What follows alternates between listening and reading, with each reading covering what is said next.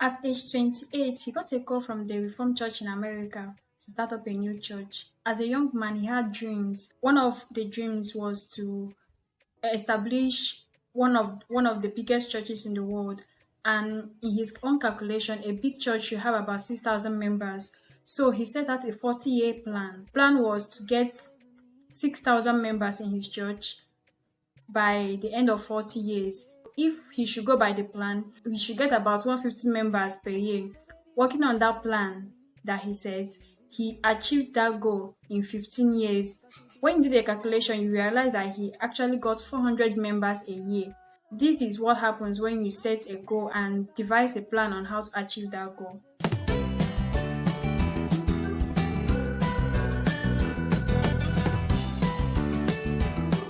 Hello guys, welcome back to my channel. This is Victoria. I'm here to give a review and a summary about Tough Times Never Last But Tough People Do by Schuller. It's going to be a summary and a review, so let's get into it. It was first published in 1983, and the author is known as a preacher of possibility thinking. I have some things written down here that I'd like to share with you guys. After the summary, I'll give a brief review about it. The writer in this book kept emphasizing on possibility thinking. That is what he's known for. What he's a preacher of possibility thinking.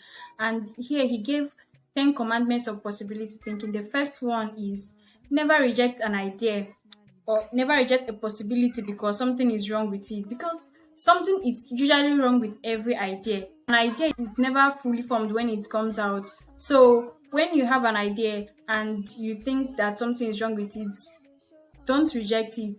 Why he was writing this book, he actually wrote the first 4 chapters in a week. If he had looked at the impossibility of it, he wouldn't have written it because a week is too small to write 4 chapters of the book. When the editor called him, he accepted without even looking at the time frame. It was when he realized he set his goals on how to write it in 1 week, and he did. The second one is never reject a possibility because you won't get credit for it. Most people, when they have an idea on the process, because they won't get credit for it, they will drop the idea. Forget about getting the credit for the meantime and work on your idea. And as time goes on, you work on getting the credit for the idea or the possibility. So, commandment number 2: never reject a possibility because you won't get credit for it. Commandment number 3, I won't be able to explain everything. There are so many things I want to talk about here, so I will just explain a few. The third one is never reject an idea because it is impossible. At first, innovating ideas seem impossible, but when you write it down and start figuring out a way to carry it out, you see that they are not really impossible.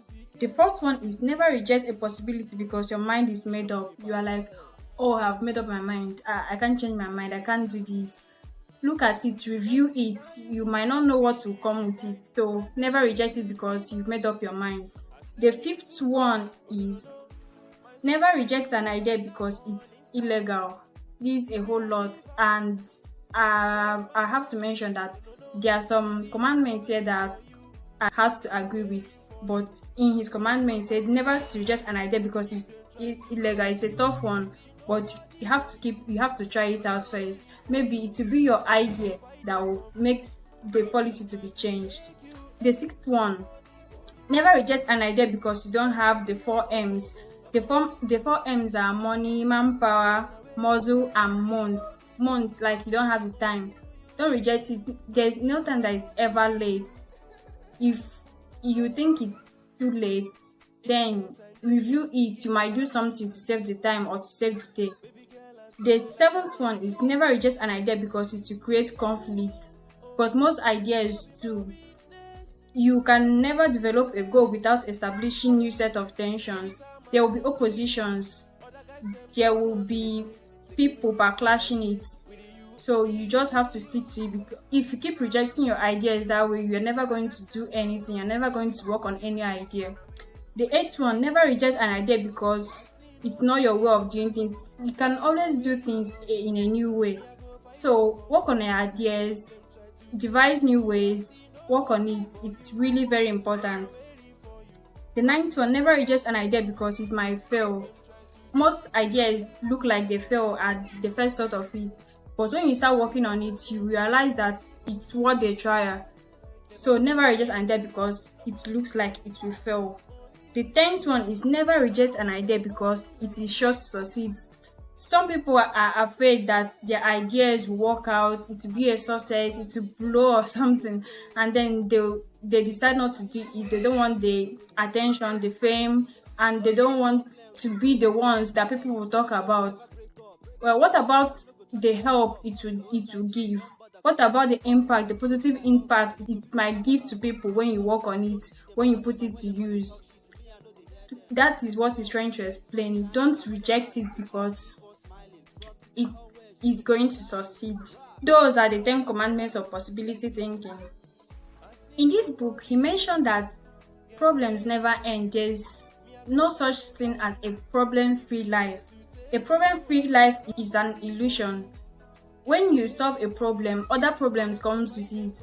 Take for instance, when he was planning on building the Crystal Cathedral, it was after he achieved his goal of getting 6,000 members that the problem of space and where people that come to church can see came up, because the church was overflowing. The church they had was sitting about 1,500 members per service, so there was no space. People were coming, staying outside, the rain and everything. So he wanted a larger space. Then after the Crystal Cathedral was built, another problem came. The Crystal Cathedral came with acoustic problems. The microphone, people couldn't hear. That reminded me a lot about my church when I was in first year. Like, the church had so much acoustic problems.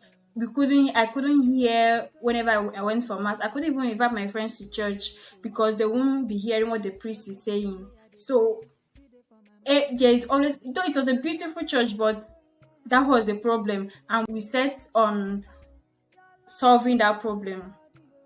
As you're solving this problem, another problem is coming with the solution. Don't think of a problem free life. Just get ready to solve each problem whenever they come. That's just it.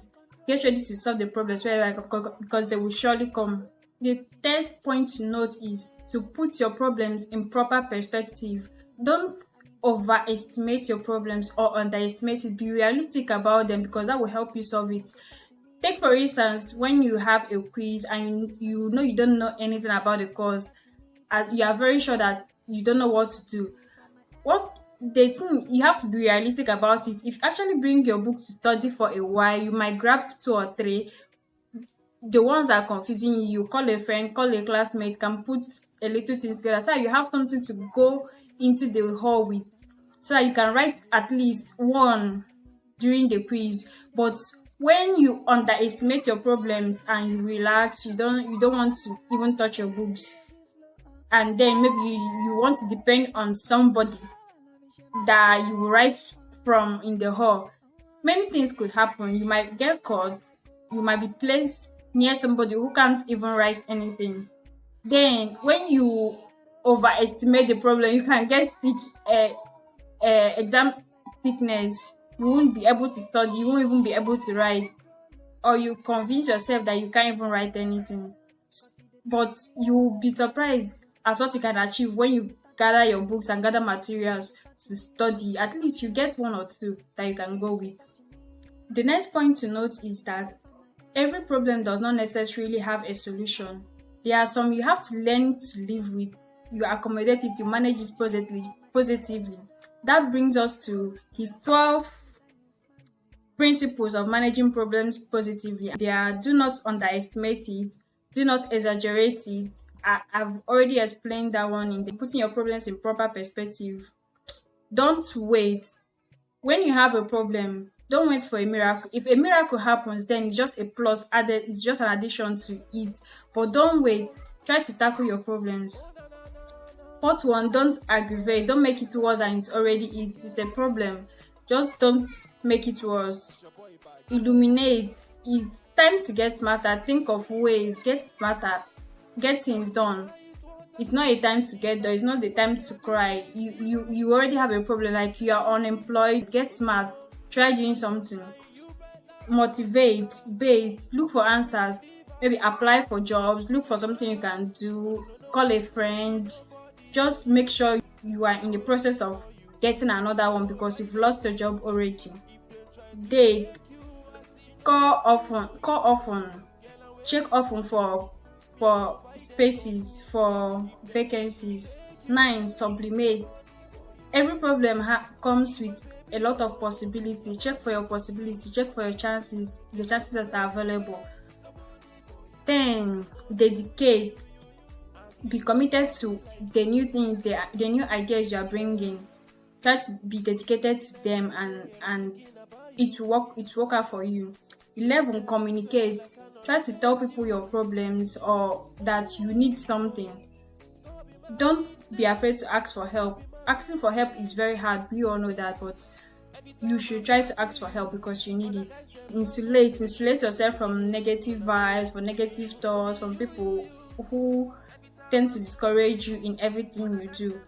But be open to communication, to asking for help, to receiving help, but insulate yourself from negativity. Don't let the negativity of your environment influence you. Then the 5th point to note is that you have to take control of your life. Don't surrender the leadership of your life to external factors. Like, don't surrender leadership of your life to outside forces such as poverty, recession. Don't surrender leadership to past lies. Don't do that. Don't surrender leadership of your life to faces, like when people shrug, when they say no, when they look at you somehow, you will just go back and you don't want to do what you want to do again. Don't. You are in control of your life. Be in control of your life. Then don't surrender leadership of your life to frustrations, to fantasies, to fear, to fatigue, to faults. What it's just trying to say is be the owner of your life. Take control of your life. Control it. Stay and decide what happens in your life and take action. It's your life. You have control over it. It is also understandable that at some point you try to give up. Everybody does. He himself, he even did, because the Crystal Cathedral was a 10 million project, and when they started bidding, they saw that it was far above $15 million. So he wrote a news release, and on his way to releasing it, he got 2 letters. One was from a Catholic nun, the other was from an Australian minister. The Catholic nun was telling him, did you know that they wanted to build a wing at the hospital? And it was a 6 million project. The executive that were in charge wanted to reject the idea because it was too much money for them to raise. But the nun asked them, did you know Robert Schuller? Like, that guy is raising millions of naira to build a church. If he can do it, we can do it also. That made the executives to change their mind, and they started working on getting the money for the wing in the hospital. And then the Australian minister was also thinking they wanted to build a youth center, and the money was too much. And at the mention of him, those guys changed their mind altogether again. So that motivated him back to go back to his struggles on raising the money for the Crystal Cathedral. It's understandable when you want to give up. Only great thinking people, only people with I call them people with abilities, because it takes a lot to actually not give up on your ideas. So try not to give up my ideas. Work hard. It's a wonderful book, and it taught me many lessons, and I'm just going to mention two. First, it taught me to split my ideas. If I have a goal, like especially the long-term one, I can split it into ones I can do daily, weekly, monthly, so that everything all together is tending to achieving that big goal. The second one is, if you have an idea that looks impossible, well, you can get a piece of paper, write out 10 ways that idea can be achieved, 10 possible ways, 10 things you can do for it to work. Then out of the 10, you start trying out each one by one. At the end, you see that one of them will actually work. Those are the 2 great lessons I learned from the book. There were many others, I must say. And I won't forget to mention the 5 stages of fruit bearing and mountain moving phase. The first one is the nesting phase, when an idea drops into your mind. Then the testing phase, the idea is tested and a decision is made. the investing stage. This is when you make your commitment to the idea, when you decide, oh, I'm going to do this idea. That is the investing stage. The arresting stage, you have made your commitment, you have put the work, and your reputation is on the line. Then you start the journey to achieve the goal, to work on the idea. Then the last one is the cresting phase. When success is achieved, that is when you are crowned. Success and growth is a steep road, it's a long one, and you have to be patient for you to reach there. The book was not all rosy. I like the book, but there are some things I dislike about the book. Like some of his principles were contradicting each other, and you should keep on doing something even if it's illegal. Uh, you should not reject an idea even if it's illegal, and others. It is true to some extent, but you just have to think for yourself too. You don't have to accept everything verbatim. In as much as it was a good book, it did not give me truths, mostly because I was reading the ebook and I am not a fan of ebook. I've told you guys before, I don't like ebooks. So that was just for it. It's the nice. I would recommend it for anybody who needs a push to get started, who is lagging in many things. This is a book for you. Get it and read, and then you get the motivation that you need. Thank you for staying with me to the end of the video.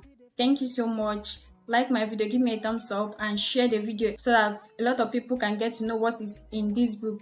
Tough Times Never Last, but Tough People Do by Robert Schuller. And if you haven't subscribed, please just click the subscribe button. It's absolutely free. You don't pay anything to subscribe. Just subscribe and stay tuned for the next video that is coming up very soon. Thank you.